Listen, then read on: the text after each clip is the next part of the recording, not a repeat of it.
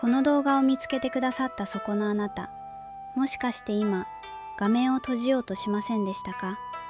待ってください。本当に危ないところでしたね。この動画は2月22日という特別な日に、人生を変える金運の波に乗ることが決まっている方の前にだけ現れるように、白蛇様が導いてくださっているのです。2月22日、2という数字が3つも並ぶこの日は、1年で最も金運のエネルギーが高まる奇跡の日なのです。